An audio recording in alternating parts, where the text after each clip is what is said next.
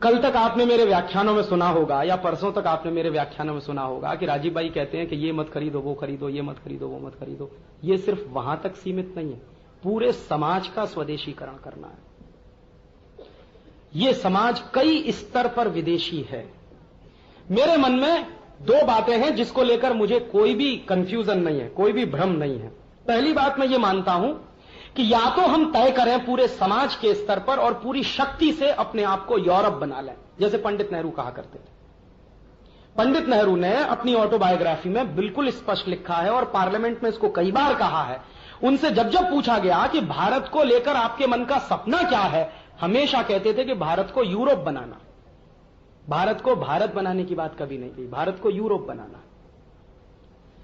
तो मान लीजिए पंडित नेहरू का यह जो सपना है वो हम सब अपना सपना बना लें और पूरी ताकत के साथ इस भारत को यूरोप बना दें। आप थोड़ी देर जरा कल्पना करिए कि अगर भारत को आप यूरोप बनाना चाहें तो आप बना पाएंगे क्या? ये इतना असंभव काम है जैसे आप एवरेस्ट को खोदने की कोशिश करें। बहुत ही असंभव काम। भारत को यूरोप तो आप नहीं ही बना पाएंगे। हां, भारत को अधकचरा जरूर बना देंगे, आधा यूरोप आधा भारत, या आधा अमेरिका आधा भारत। हम सब उसी में से निकले हुए हैं। ये जो हमारा देश का मिडिल क्लास है या अपर मिडिल क्लास है, ये आधा यूरोप है आधा भारत है। आधा यूरोप और आधा भारत ये खिचड़ी बन गया है। न तो सभ्यता और परंपरा में यूरोपियन हो पा रहा है और न सभ्यता और परंपरा में भारतीय हो पा रहा है। जैसे आप इसके उदाहरण समझने की कोशिश करें, आधे यूरोप और आधे अमेरिकी हम कैसे? आपने सुने हैं इस देश में नाम होते हैं पिंपल, डिंपल, पिंकी, टिंकू। हां, जरा बताइए क्या मतलब है टिंकू का? कोई बताए कि इसका मतलब ये है? ये आधा यूरोप आधा भारत होने की निशानी। और आप अपने आप को ऑब्जर्व करिए, आप आधे भारत और आधे यूरोपीय कैसे हैं? जैसे उदाहरण के लिए हिंदुस्तान में बचपन से हर एक मां बाप का, खासकर अपर मिडिल क्लास के मां बाप का, मेजॉरिटी में एक सपना है कि उनका बच्चा अंग्रेजी में पढ़े, कॉन्वेंट में पढ़े। तो कॉन्वेंट में और अंग्रेजी में पढ़ाने के लिए कुछ भी करने को तैयार है। मैंने तो इस देश में ऐसे मां बाप देखे हैं जिनके बच्चे अभी पैदा होने वाले हैं लेकिन रजिस्ट्रेशन हो चुका है। कॉन्वेंट में पहुंचाना है अपने बच्चे को, अंग्रेजी में पहुंचाना। मेरा अपना एक दोस्त है, उसके आधे यूरोप और आधा अमेरिकी होने का निशानी आपको बता रहा हूं। अहमदाबाद में रहता, 3.5 साल का उसका एक बेटा है, उसको कॉन्वेंट में भर्ती करा दिया उसने इस साल से। अभी मैं गया अहमदाबाद तो मुझे पता चला कि उसका बेटा कॉन्वेंट में जाने लगा। तो मैं देखता हूं कि सवेरे ही सवेरे पति पत्नी दोनों उठते हैं और मार पीट के उसको उठाते हैं, 3.5 साल का बच्चा। क्योंकि बस आएगी 6 बजे, तो 6 बजे अगर बस आएगी तो बच्चे को 5 बजे तो उठाना ही पड़ेगा। अब आप जानते हैं कि बच्चे को सबसे गहरी नींद आती है 3 बजे से लेकर 5, 5:30 बजे के बीच में। ये सबसे गहरी नींद का समय है। उसी समय मार पीट के दोनों उसको उठाते हैं। अब बेचारा रोते रोते उठता है, फिर ठूस ठूस के उसको डबल रोटी खिलाते। फिर उसके बाद क्या होता है कि उसके ऊपर कसाई की तरह से काम शुरू होता है। जबरदस्ती नहला रहे हैं, जबरदस्ती साबुन लगा रहे हैं, फिर उसके ऊपर क्रीम पाउडर लगाया जा रहा है, फिर उसके बाद उसकी टाई बांधी जा रही है। अब बेचारा कह रहा है कि गला कसरा, नहीं नहीं लेकिन टाई लगानी है तुमको। फिर जाते जाते 5 किलो का बस्ता लाद दिया उसके ऊपर। अभी 3.5 साल का बच्चा, 5 किलो का बस्ता। मैंने एक दिन कहा कि भाई तू ये क्या सत्यानाश कर रहा है? कहने लगा राजीव भाई स्मार्ट बना रहा हूं अपने बच्चों। मैंने कहा स्मार्ट बना रहा है कि पेशेंट बना रहा है? कहने लगा क्यों? मैंने कहा स्लिप डिस्क हो जाएगा इसको अभी से। 3.5 साल के बच्चे पे 5 किलो का बस्ता रखोगे तो क्या होगा? स्लिप डिस्क नहीं होगा तो क्या होगा? और बचपन से ही मरीज होकर बड़ा होगा ये। लेकिन वो सुनता नहीं है किसी की। और जब सब लाद लूद के बस आ गई, पौ पौ हॉर्न बजाया, दोनों मम्मी पापा ने उसको घर से बाहर ठेला। अभी वो रो रहा है नहीं जाऊंगा, लेकिन नहीं तुमको जाना। और जबरदस्ती दोनों गए और बस में फेंक आए। उसके बाद बड़े रिलीफ कि देखो चलो दोपहर तक की फुर्सत तो हो गई। अभी दोपहर में लौट के आया तो मैडम ने कुछ करवा दिया। अभी दोनों पति पत्नी हिंदी माध्यम से पढ़े, अब बेटा कॉन्वेंट में है, क्या करें उसका? तो आ गया बेटा और कहने लगा देखो मैडम ने ऐसा कर दिया वैसा कर दिया, तो अब पढ़ाएं कैसे उसको? तो ट्यूटर चाहिए, क्योंकि मैडम ने होमवर्क दिया है, तो होमवर्क लेके आ गया घर में। अभी वो तो समझते नहीं है, तो एक नया ट्यूटर रख लिया। स्कूल का होमवर्क कराने के लिए ट्यूटर रख लिया। अभी ट्यूटर ऐसा सत्यानाशी कि वो अपना होमवर्क देके चला गया।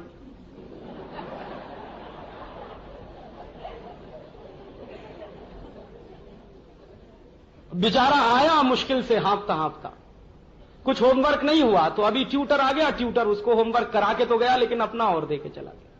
अभी वो फिर कान खा रहा है उसका कि अभी बताओ सर जी कल आने वाले हैं, ये करने वाले हैं, वो करने वाले हैं। उसकी जिंदगी नरक हो गई। एक दिन मैं जब गया, मैंने कहा भाई तू ये क्या अत्याचार कर रहा? कहने लगा स्मार्ट बना रहा हूं। मैंने कहा स्मार्टनेस की निशानी क्या है? तो क्या कहा उसने सबसे पहले कि देख राजीव अभी कितना अच्छा लगता है ये। मैंने कहा क्यों? पहले नहीं लगता था, अभी देखो टाई लगाता है। तो टाई लगाना माने स्मार्टनेस की निशानी। तो मैंने उससे पूछा कि तुझको मालूम है टाई क्यों लगाते? कि देख वहां अमेरिका में लगाते हैं कि नहीं लगाते, यूरोप में हाँ। मैंने कहा मैं यही पूछ रहा हूं कि अमेरिका में टाई क्यों लगाते हैं, यूरोप में टाई क्यों लगाते हैं, जरूरत क्या है उनको टाई लगाने की? तो वो नहीं मालूम उसको, लेकिन अपने बच्चे को जबरदस्ती टाई लगवानी है उसको। मैंने उसको बताया कि देख वहां टाई इसलिए लगाते हैं कि वहां ठंडी बहुत पड़ती है, सर्दी बहुत पड़ती है, साल में 6 महीने सूरज नहीं निकलता है, और जब साल में 6 महीने सूरज नहीं निकलता है तो उनको सर्दी ज्यादा लगती है, और ज्यादा सर्दी जिन देशों में पड़ती है वहां सर्दी जुकाम बहुत होता है, और सर्दी जुकाम होता है तो नाक चलती रहती है। तो उन विचारों का संकट क्या है कि बार बार जेब से रूमाल निकालना, पोंछना, फिर रखना, निकालना, पोंछना, फिर रखना। अब भारतीय सभ्यता और यूरोप की सभ्यता में फर्क समझ लीजिए। हमारी अगर नाक चल रही है तो हम उसको निकाल के फेंकेंगे, वो क्या करेंगे? पोंछ के जेब में रखेंगे। अब बार बार निकाल रहे हैं, रख रहे हैं, निकाल रहे हैं, रख रहे हैं, तो फिर उनको लगा कि ये तो बड़ा मुश्किल काम है, तो क्यों नहीं एक गले में लटका लिया जाए कोई कपड़ा। तो उन्होंने लटका लिया। क्या करना है, ये काम तो आएगा कम से कम। तो मैंने कहा देख टाई का मतलब है TIE, गले में लटकाया हुआ एक कपड़ा। तुझको क्या जरूरत है उसकी? तेरे बच्चे को क्या जरूरत है उसकी? कहने लगा हाँ बात तो सही है। तो मैंने कहा इसको निकलवा। तो अब क्या बताएं, कॉन्वेंट स्कूल का नियम है तो टाई लगा के जाना ही पड़ेगा। अभी आप देखिए कि जबरदस्ती भारत में रहते हुए आपको यूरोपियन बनाया जाएगा। आप न तो यूरोपियन बन पाएंगे न भारतीय रह पाएंगे। फिर जब वो बड़ा हो जाएगा बच्चा, तो एक दिन ऐसा भी तमाशा देखने को मिलेगा जैसा मैंने देखा इस बार जून के महीने में मेरे एक दोस्त की शादी हुई। तो उसका कार्ड आया कि चल भाई बारात में। मैंने कहा भाई मुझे मत ले जा, बेवकूफ आदमी हूं, वैसे भी खादी का कुर्ता पजामा पहनता हूं, तू स्मार्ट आदमी है, टाई वाई लगाता है, उल्टा सीधा हो जाएगा। नहीं नहीं तू नहीं चलेगा तो कैसे होगा। तो चला गया मैं उसकी बारात।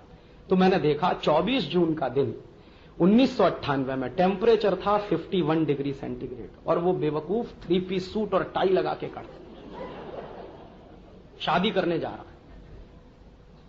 और क्या किया उसने? 3 पीस सूट और टाई लगा के घोड़े पे चढ़ के बैठ गया। मैंने कहा तुझको मालूम है ये घोड़े पे चढ़ा नहीं जाता टाई और 3 पीस सूट लगा के? ठीक है, हमें तो चढ़ना है घोड़े। अभी चढ़ के बैठ गया। मैंने कहा देख भाई मुझे तो कुछ समझ में नहीं आ रहा, तू आधा स्वदेशी आधा विदेशी। कहने लगा देख राजीव आज कुछ मत कह। तो मैंने कहा आज ही के दिन सबसे बड़ी इडियोसिटी करने की क्या जरूरत है?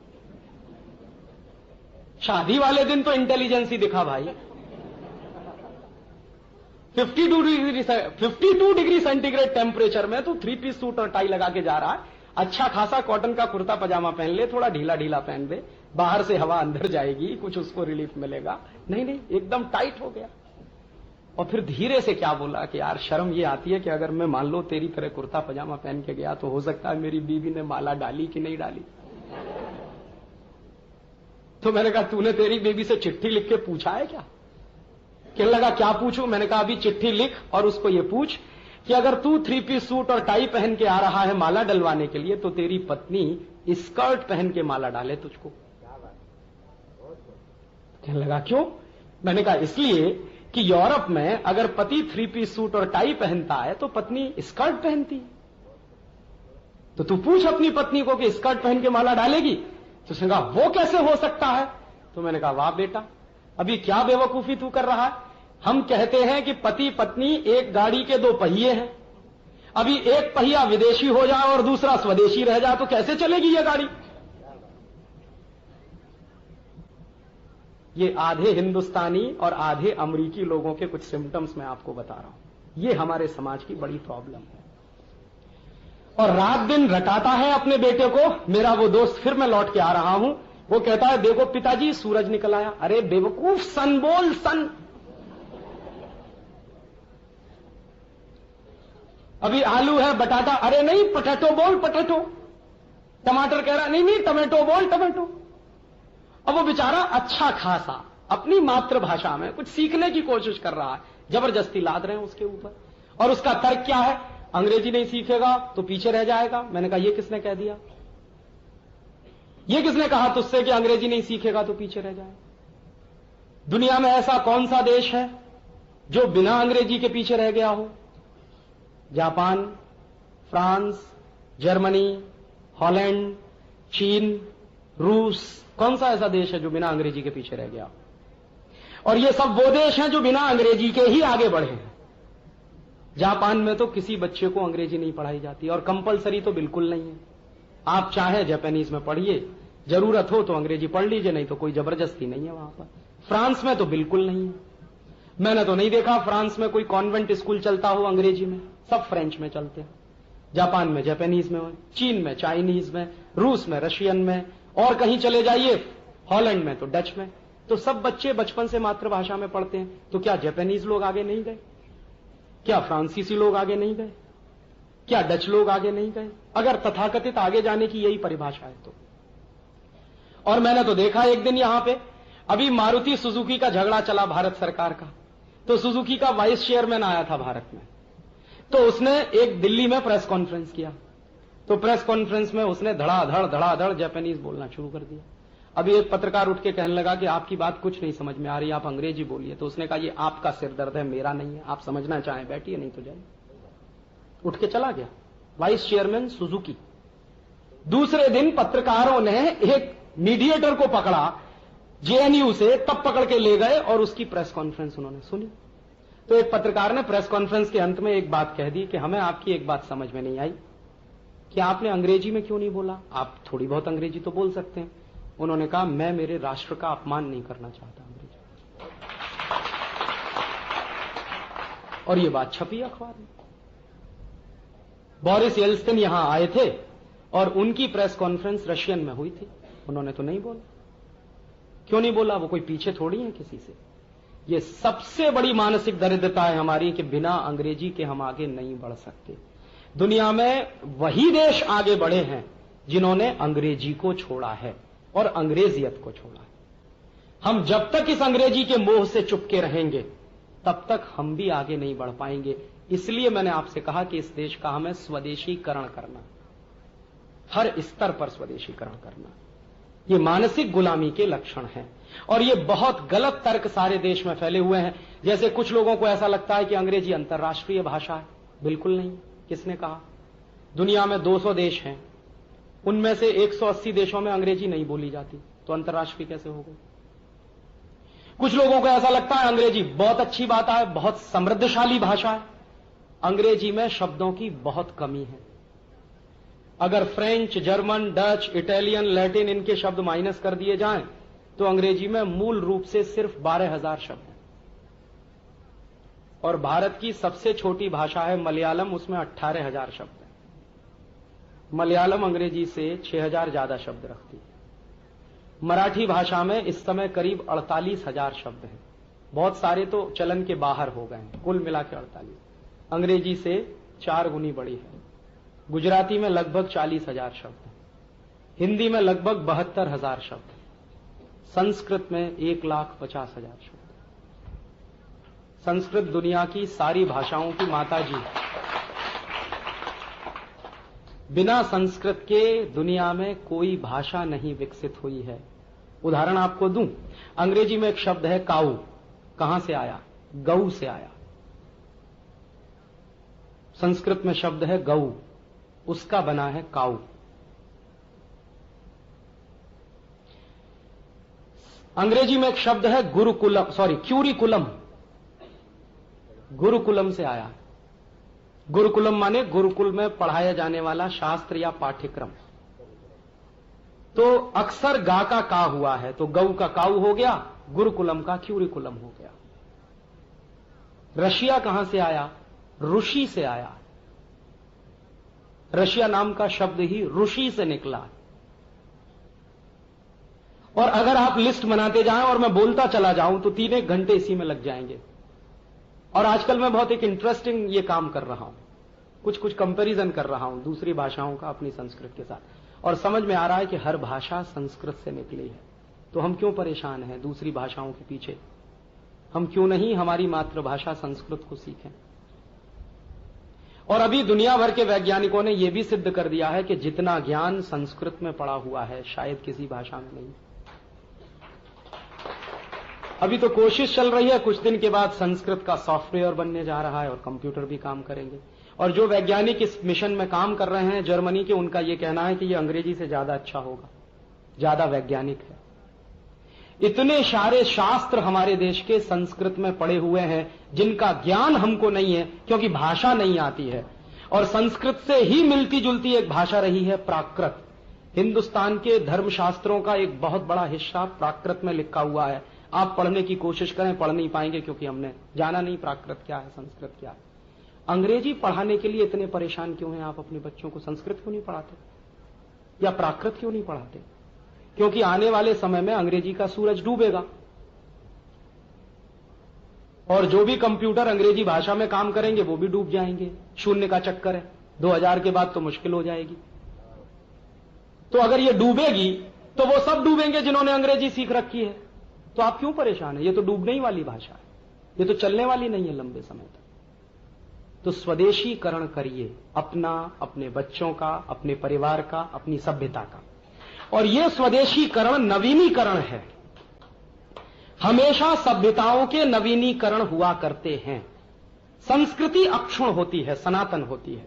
संस्कृति में कभी भी नवीनीकरण होने की गुंजाइश नहीं होती, लेकिन सभ्यताओं में तो हमेशा नवीनीकरण की गुंजाइश होती है। और यह भाषा का जो संस्कार होता है वो सभ्यता से जुड़ता है, भाषा खुद संस्कृति से जुड़ती है। तो हमें हमारी सभ्यता का नवीनीकरण भी करना है और यह स्वदेशी का सबसे मूल काम है। अगर कोई मुझसे यह पूछे कि राजीव भाई आप एक लाइन में बताइए कि आप स्वदेशी क्यों कर रहे हैं, मैं कहूंगा मैं मेरी सभ्यता का नवीनीकरण करना चाहता हूं और स्वदेशी उसका एक रास्ता। हर इस स्तर पे हमको स्वदेशी बनाना है। और वो स्वदेशी बनाना है तो कहां से शुरुआत करनी होगी? थोड़ी थोड़ी शुरुआत अपने घर से करिए। अंग्रेजी भाषा की बेवकूफी को छोड़िए। आंटी अंकल, काहे को आंटी, काहे को अंकल? अंग्रेजी में तो आंटी और अंकल इसलिए है कि रिश्तों को कहने के लिए शब्द ही नहीं है। वहां बुआ भी आंटी, चाची भी आंटी, काकी भी आंटी, ताई भी आंटी, मौसी भी आंटी, मामी भी आंटी, सभी आंटी। आप कह के दिखा दीजिए बुआ को मामी और रह के दिखा दीजिए फिर अपने घर में।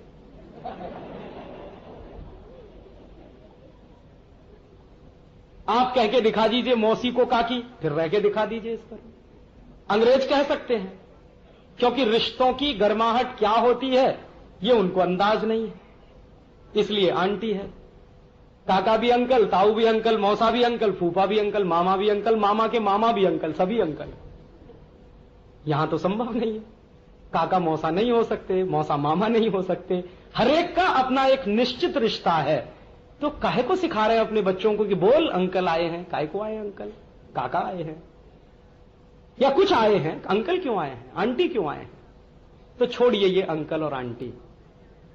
और अंकल और आंटी आप छोड़िए, अपने बच्चों से छोड़वाइए। और मैंने जैसे आपसे कहा कि ये पिंकल, डिंपल, टिंकू, ये और वो, ये नाम रखना छोड़िए, फालतू के नाम। इतने अच्छे अच्छे नाम भारतीय संस्कृति में, राम है, कृष्ण है, शिव है, राम गोविंद है, एक साथ दो दो भगवान, राम और गोविंद दोनों एक साथ मिल जाएं, ये कौन सी संस्कृति में संभव है? ये यहां संभव है। तो काहे को परेशान है बेवकूफी के नाम? और ऐसे नाम जिनका कोई अर्थ नहीं है ये रखना बंद करिए, और अपने घरों के भी रखना बंद करिए इस तरह से। तो माने स्वदेशी होना शुरू करिए। ये स्वदेशी होना माने सभ्यता के नवीनीकरण का काम है। तो आप स्वदेशी होना शुरू करिए। और ये स्वदेशी होना अपने परिवार से, अपने समाज से, अपनी सभ्यता से सबसे आसानी से हो सकता है। तो आप होइए। अपने बच्चों को कॉन्वेंट में भेजना भी बंद करिए।